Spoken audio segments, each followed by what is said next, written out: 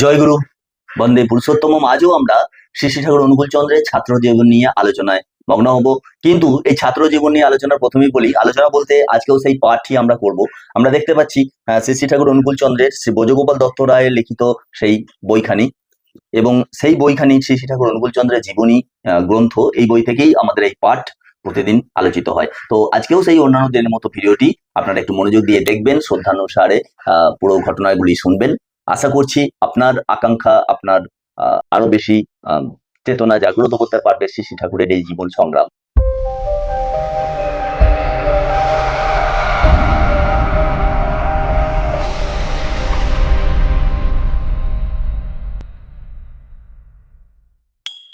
কলিকাতায় অবস্থানকালে দীর্ঘকাল ধরিয়া বাসস্থান ও আহারাদির নানারূপ অনিয়ম ও নিদারুণ দুঃখ কষ্ট সহ্য করিবার ফলে অনুকূলচন্দ্রের নিটোল স্বাস্থ্যটি দিন দিনই ভাঙিয়া পড়িতেছিল। স্কুল ছুটির অবকাশে বাড়িতে গিয়া মাতা পিতার আদর যত্ন ও ভাই বোনের প্রীতি সোহাগ, একটু ভালো খাওয়া দাওয়া, বিশ্রাম ও মনের আনন্দ পাইবেন সে উপায়ও তাহার ছিল না। অনুকূলচন্দ্র ছুটি উপলক্ষে বাড়ি গেলেই পাড়ার মুরব্বী স্থানীয় ব্যক্তিগণ আসিয়া তাহার জননী দেবীকে বলিতেন যে তিনি নববধূর টানে বাড়ি চলিয়া আসেন। ইহা তাহার পড়াশোনার পক্ষে যথেষ্ট ক্ষতির কারণ। ইহাদের কথা শুনিয়া জননী দেবীও কর্তামা সন্তানের মঙ্গল কামনায় তাহার অধিক দিন বাড়িতে থাকা মোটেই পছন্দ করিতেন না। ছুটির দিন কয়েক অতীত হইতে না হইতেই অনুকূলচন্দ্রকে কলিকাতায় পাঠাইয়া দিবার জন্য তাহারা অস্থির হইয়া পড়িতেন। এই অবস্থায় অনুকূলচন্দ্রকে বাধ্য হইয়া অবসন্ন দেহমন লইয়াই সত্তর কলিকাতায় প্রত্যাগমন করিতে হইত। ডাক্তারি স্কুলে অধ্যয়নকালে এরূপ আরো কতভাবে কত অসুবিধাই যে অনুকূলচন্দ্রকে ভোগ করিতে হইয়াছে তাহা বলিবার নয়। বলবতী জ্ঞান পিপাসা থাকা সত্ত্বেও সাধ মিটাইয়া পড়াশোনা করিবার সুযোগ তিনি কোনোদিনই পান নাই। অর্থাভাবে প্রয়োজনীয় পুস্তকাদি খরিদ করিতে না পারায় নিয়মিত রূপে পাঠকার্য চালাইতে তাহাকে যথেষ্ট বেগ পাইতে হইত। ডাক্তারি গ্রন্থাদি দুর্মূল্যতা সম্বন্ধে সেকালের গ্রাম্য অভিভাবকগণের মোটেই কোনো অভিজ্ঞতা ছিল না। অনুকূলচন্দ্র পুস্তক খরিদের জন্য মাতৃদেবীর নিকট কখনো অর্থের প্রয়োজন জানাইলে পল্লীর প্রবীণ প্রতিবেশীগণ টাকার অঙ্ক শুনিয়া আটকাইয়া উঠিতেন। তাহারা এ সম্বন্ধে জননী দেবীর কাছে কথা প্রসঙ্গে মন্তব্য করিতেন, যেখানে বাজারে 1.5 টাকা 2 টাকা মূল্যে একখানা প্রকাণ্ড রামায়ণ মহাভারত কিনিতে পাওয়া যায়, সেখানে কোন পুস্তকেরই মূল্য এত অধিক হইতে পারে না। তাহারা আরো বলিতেন, কলিকাতা শহর বড়ই প্রলোভনের স্থান, সেখানে কোনো যুবক ছেলের নিকট কখনো এত বেশি টাকা পাঠানো উচিত নয়, তাহাতে ছেলের অনিষ্ট হওয়ার যথেষ্ট আশঙ্কা আছে। হিতৈষীগণের এইসব সৎ পরামর্শের ফলে মাতৃদেবীর নিকট হইতে গ্রন্থ ক্রয়ের জন্য প্রয়োজনীয় অর্থপ্রাপ্তি অনুকূলচন্দ্রের ভাগ্যে আর ঘটিয়া উঠিত না। তাহলে বুঝুন, বই কেনার জন্য অর্থের প্রয়োজনীয় আগেকার দিনের গ্রাম্য পরিবেশ পরিচিতিগণ কেমন ছিলেন তারও একটা প্রকৃষ্ট উদাহরণ এই ঘটনাগুলো থেকে পাওয়া যায়। ডাক্তারি স্কুলে 3য় বার্ষিক শ্রেণীতে অধ্যয়নকালে অনুকূলচন্দ্র একসময় গ্রে স্ট্রিটের কয়লার গুদামের বাসস্থান তুলিয়া দিয়া স্কুলের সন্নিকটে 150 বি আমহা স্ট্রিটে এক মেসে আসিয়া ভর্তি হইলেন। অর্থাভাবে সেখানেও রীতিমতো সিট রেন্ট ও মেস চার্জ পরিশোধ করা তাহার পক্ষে সম্ভব হইত না। সেজন্য অনেক সময় তাহাকে ম্যানেজারের তীব্র ভর্ৎসনা সহ্য করিতে হইত। একবার তাহার 1 মাসের সিট রেন্ট বাকি পড়ে। পূজা উপলক্ষে তখনও স্কুলও ছুটি হইয়া যায়। বাড়ি হইতে ফিরিয়া আসিয়া সমুদয় দেনা শোধ করিবেন এইরূপ ম্যানেজারকে বলিয়া অনুকূলচন্দ্র গৃহে গমন করিলেন। ছুটির পর মেসে উপস্থিত হইয়া তিনি দেখিতে পাইলেন তাহার ব্যবহারে তক্তপোষখানা ঘর হইতে বারান্দায় সরাইয়া রাখা হইয়াছে।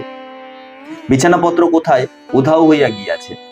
বই খাতাপত্র সমেত ট্রাঙ্কটারও কোনো সন্ধান নাই। ম্যানেজারকে এ সম্বন্ধে জিজ্ঞাসা করিলে তিনি উত্তরে বলিতেন, টাকা না দিয়া গেলে এইরূপ হয়।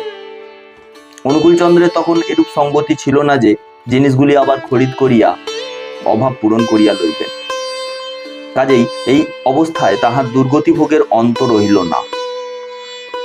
প্রসঙ্গত ইহা উল্লেখযোগ্য যে অনুকূলচন্দ্রের এরূপ আর্থিক দুরবস্থা সংবাদ পাইয়া অনন্তনাথ রায় সত্তর কলিকাতায় চলিয়া আসেন এবং শিয়ালদহের নিকট হোয়াইট হল ফার্মাসি নামক ঔষধের দোকানে কম্পাউন্ডারে চাকুরি গ্রহণ করেন। এই সময় তিনি অনুকূলচন্দ্রকে যথাসাধ্য অর্থ সাহায্য করিয়া অকৃত্রিম বন্ধুত্বের পরিচয় দিয়েছিলেন। উক্ত নানা প্রকার দুরপনেয় অসুবিধা সত্ত্বেও বিপুল আত্মবিশ্বাসের উপর নির্ভর করিয়া অনুকূলচন্দ্র অসীম ধৈর্য ও অটুট অধ্যবসায়ের শক্তিতে আপন কর্তব্য যথাযথ সুষ্ঠুভাবে সম্পন্ন করিবার জন্য অবিরাম চেষ্টা করিয়া যাইতেন। ফলে পাঠ্য বিষয় সমূহে তিনি যথেষ্ট ব্যুৎপত্তি লাভ করিয়াছিলেন। শেষ পরীক্ষার প্রতিটি উত্তরপত্রে অধ্যাপকগণও তাহার প্রকৃষ্ট পরিচয় পাইয়া অতীব মুগ্ধ হইয়াছিলেন। দুর্ভাগ্যবশত ধাত্রীবিদ্যার মৌখিক পরীক্ষাকালে কোনো বিশেষ ঘটনায় ভালো ফল করিবার পক্ষে ব্যাঘাত সৃষ্টি করিয়াছিল, যদিও ইহাতে তাহার নিজের কোনো দোষ ছিল না। বলা বাহুল্য, অনুকূলচন্দ্রের ছাত্র জীবন আগাগোড়াই নানা বিশৃঙ্খলা ও বাধা বিপত্তির মধ্য দিয়া অতিবাহিত হইয়াছিল। নিয়মিত পড়াশোনা করিবার সুযোগ লাভ তাহার ভাগ্যে কখনো ঘটে নাই। হাই স্কুলে পড়িবার সময় বারংবার বিদ্যালয় পরিবর্তন তাহার অধ্যয়ন কার্যে প্রভূত বিঘ্ন সৃষ্টি করিয়াছিল। বিশেষত তরুণ বয়সে বিদ্যাভ্যাসের সময় কোনো কোনো শিক্ষকের দরদশূন্য কঠোর শাসন এবং অবসাদকর তীব্র কটূক্তি তাহার কোমল মনের উপর যে আঘাত হানিয়াছিল, তাহাতে বিদ্যার প্রতি যথেষ্ট অনুরাগ সত্ত্বেও বিদ্যালয়ের পাঠাভ্যাস তিনি মন বসাইতে পারিতেন না। এমনকি স্কুলে যাইতেও অবশেষে তাহার আর ভালো লাগিত না। ছাত্র জীবনের সে সকল করুণ কাহিনী এখনো তিনি মনোদুঃখে কত সময় কতভাবে কথা প্রসঙ্গে ব্যক্ত করিয়া থাকেন। একদিন বলিতেছিলেন, ভগবান আমাকে লেখাপড়া শিখতে দেননি, পড়লে যে পারতাম না তা নয়, মেরেই কাম সেরেছে। আর একদিন বলিয়াছিলেন, এখনো সংস্কৃতও বলি, অঙ্কও বুঝি, এইসব টেস্টেস অ্যান্ড পসিবিলিটিস তখনও ছিল, কিন্তু ট্যাকলড হয়নি বলে উঠতে পারেনি। অন্য একদিন বলিতেছিলেন, স্কুলে মাস্টারদের কাছে মারও কম খাইনি। আমার অঙ্কের শিক্ষক যখন ক্লাসে বললেন 1 আর 1 2, তখন আমি বললাম, একটার মতো আর একটা তো হয় না, তবে 1 আর 1 2 হবে কি করে? এই বলতেই শিক্ষক মহাশয় বললেন, ডেপো ছেলে। আর এই বলেই কি মার! এই যে মার খেলাম, সেই থেকে অঙ্কের প্রতি আমার যেন কেমন একটা ভয় হয়ে গেল। তখন থেকে অঙ্কেতে ফেল করে করে উপরে উঠেছি। প্রমোশন যে পেয়েছি সে পাস করে পাইনি, মাস্টার মহাশয়দের খুশি করে পেয়েছি। কখনো আম পেড়ে দিয়েছি, কখনো একটা জিনিস নিয়ে দিয়েছি, এইভাবে ধরে পড়ে কোনো মতে প্রমোশন পেয়েছি। ছেলেদের পড়াশোনার ব্যাপারে মারধর করলে তাদের মনে যে একটা ভীতি এসে যায়, সেটা আমার নিজের জীবনে আমি মর্মে মর্মে অনুভব করেছি।